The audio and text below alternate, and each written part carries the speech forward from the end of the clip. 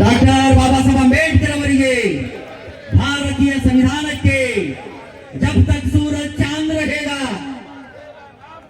जब तक सूरज चांद रहेगा ಡಾಕ್ಟರ್ ಬಾಬಾ ಸಾಹೇಬ್ ಅಂಬೇಡ್ಕರ್ ಅವರಿಗೆ ವಿಶ್ವ ರತ್ನ ಡಾಕ್ಟರ್ ಬಾಬಾ ಸಾಹೇಬ್ ಅಂಬೇಡ್ಕರ್ ಅವರಿಗೆ ಪ್ರಜಾಪ್ರಭುತ್ವದ ಪಿತಾಮಹ ಡಾಕ್ಟರ್ ಬಾಬಾ ಸಾಹೇಬ್ ಅಂಬೇಡ್ಕರ್ ಅವರಿಗೆ ಭಾರತೀಯ ಸಂವಿಧಾನಕ್ಕೆ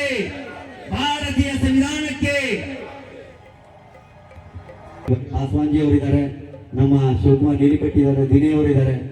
ಬೇಗ ಬೇಗ ಸರ್ ಬನ್ನಿ ಸರ್, ಎಲ್ಲರೂ ಬನ್ನಿ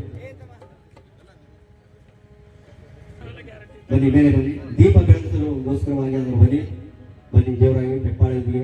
ಡಾಕ್ಟರ್ ಬಾಬಾ ಸಾಹೇಬ್ ಅಂಬೇಡ್ಕರ್ ಅವರಿಗೆ ಭಾರತೀಯ ಸಂವಿಧಾನಕ್ಕೆ जब तक सूरज चांद रहेगा, जब तक सूरज चांद रहेगा ಭಾರತೀಯ ಸಂವಿಧಾನಕ್ಕೆ ಭಾರತದ ಪ್ರಜೆಗಳಾದ ನಾವು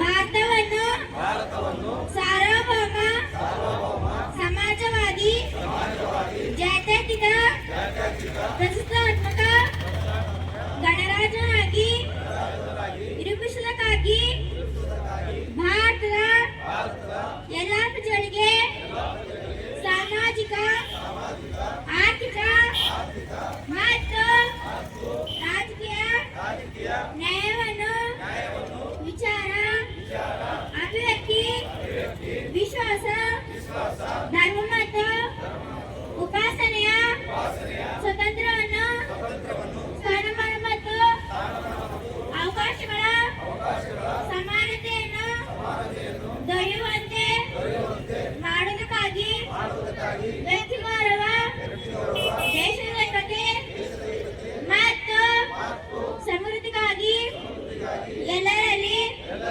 ಭ್ರಾತೃತ್ವ ಭಾವನೆಯನ್ನು ಮೂಡಿಸುವುದಕ್ಕೆ ದರ್ಶನ ಮಾಡಿ ನಮ್ಮ ಸಂವಿಧಾನ ಸಭೆಯಲ್ಲಿ 1941 ಇಸ್ವಿ ನವೆಂಬರ್ ತಿಂಗಳ 22ನೇ ದಿನದಂದು ಈ ಸಂವಿಧಾನವನ್ನು ನಮಗೆ ನಾವೇ ಅರ್ಪಿಸಿಕೊಂಡು ಅಂಗೀಕರಿಸಿ ಶಾಸನವಾಗಿ ಅವ್ರಿಗೂ ಕೂಡ ನಾನು ಭೀಮ ಸ್ವಾಗತವನ್ನು ಕೋರ್ತೇನೆ. ಅದೇ ರೀತಿ ವೇದಿಕೆ ಮೇಲೆ ಹಾಜರಾಗಿರುವಂತ ಬೀದರ್ ಜಿಲ್ಲೆಯ ಎಲ್ಲ ಹೋರಾಟಗಾರರೇ, ರಾಜಕೀಯ ಧುರೀಣರೇ ಮತ್ತು ವೇದಿಕೆ ಮುಂಭಾಗದಲ್ಲಿರುವಂಥ ಎಲ್ಲ ನನ್ನ ಸಹೋದರ ಸಹೋದರಿಯರೇ ಹಾಗೂ ಬಾಬಾ ಸಾಹೇಬ್ ಅಂಬೇಡ್ಕರ್ ಅವರ ಅನುಯಾಯಿಗಳೇ, ಅಭಿಮಾನಿಗಳೇ ಮತ್ತು ಪತ್ರಕರ್ತರೇ ಹಾಗೂ ಪೊಲೀಸ್ ಇಲಾಖೆಯ ಸ್ನೇಹಿತರೆ, ಈಗಾಗಲೇ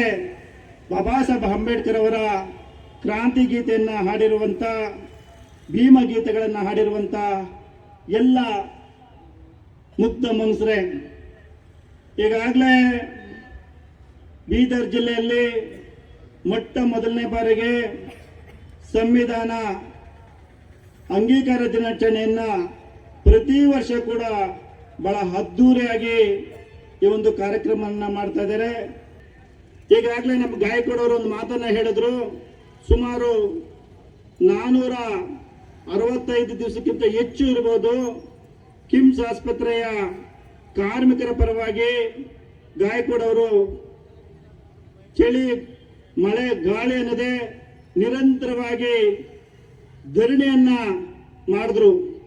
ಆದರೆ ಅವರ ಪರವಾಗಿ, ಒಬ್ಬ ಹೋರಾಟಗಾರರ ಪರವಾಗಿ ಈ ಭಾಗದ ಅನೇಕ ಜನ ಶಾಸಕರು, ಮಾನ್ಯ ಈಶ್ವರ್ ಖಂಡ್ರೆ ಸಾಹೇಬರು, ರಹೀಂ ಖಾನ್ ಸಾಹೇಬರು, ಬಂಡಪ್ಪ ಕಾಶಂಪುರ ಅವರು, ಅಶೋಕ್ ಕೇಣಿ ಅವರು, ಹಲವಾರು ಜನ ಇವರ ಪರವಾಗಿ ವಿಧಾನಸೌಧದಲ್ಲಿ ಚರ್ಚೆ ಆಗ್ತಾ ಇತ್ತು.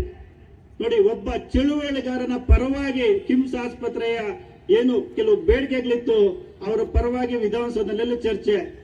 ಈ ಸಂವಿಧಾನದ ಬಗ್ಗೆ ಅನೇಕ ಜನರು ಕೂಡ ಹೊರ ರಾಷ್ಟ್ರದಲ್ಲೂ ಕೂಡ, ಬಹುಶಃ ತಮಗೆ ಗೊತ್ತಿರಬಹುದು, ಅಮೆರಿಕ ದೇಶದ ಮಾಜಿ ಅಧ್ಯಕ್ಷರಂತ ಒಬಾಮಾ ಅವರು ಒಂದು ಮಾತನ್ನು ಹೇಳ್ತಾರೆ, ಭಾರತ ದೇಶದ ಸಂವಿಧಾನ ಸುಮಾರು 1000 ವರ್ಷಗಳ ಸುಭದ್ರವಾಗಿರುತ್ತೆ ಅನ್ನೋ ಮಾತನ್ನ ಹೊರ ರಾಷ್ಟ್ರದ ಅಧ್ಯಕ್ಷರಂತ ಒಬಾಮಾ ಬರಾಕ್ ಅವರು ಹೇಳ್ತಾರೆ. ಅಂದ್ರೆ ಈ ಸಂವಿಧಾನ ಏನು ತಿದ್ದುಪಡಿ ಮಾಡಕ್ಕಾಗುತ್ತಾ ಅಥವಾ ಬದಲಾವಣೆ ಮಾಡಕ್ಕಾಗುತ್ತಾ ಹೇಳಿ?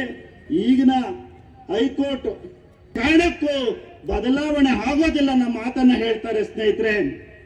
ಅಂತದ್ರಲ್ಲಿ ಇವತ್ತು ಸಂವಿಧಾನ ಬದಲಾವಣೆ ಮಾಡ್ಬೇಕಂದ್ರೆ ಇದೆಂತ ಇದು ಹೇಳಿ?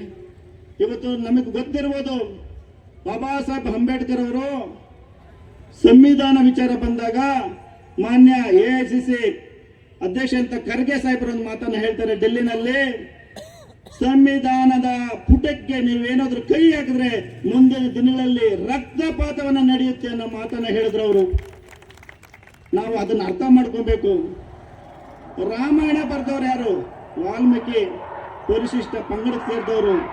ಬಾಬಾ ಸಾಹೇಬ್ ಅಂಬೇಡ್ಕರ್ ಅವರು ಸಂವಿಧಾನವನ್ನ ಎಲ್ಲ ಜಾತಿಯ ಧರ್ಮದ ಜಾತ್ಯತೀತವಾಗಿ ಶೋಷಿತ ಸಮುದಾಯದ ಪರವಾಗಿ, ಮಹಿಳೆಯರ ಪರವಾಗಿ, ಕಾರ್ಮಿಕರ ಪರವಾಗಿ, ಸಮಾನತೆಯ ಸಾಮಾಜಿಕ ಆರ್ಥಿಕವಾಗಿ ಎಲ್ಲರೂ ಒಳಗೊಂಡಂತ ಒಂದು ಜಾತ್ಯತೀತವಂತ ಸಂವಿಧಾನವನ್ನು ಕೊಟ್ಟಿದ್ದಾರೆ. ಅಂದ್ರೆ ಇವತ್ತು ನಾವು ಅದಕ್ಕೆ ಗೌರವವನ್ನು ಕೊಡಬೇಕು.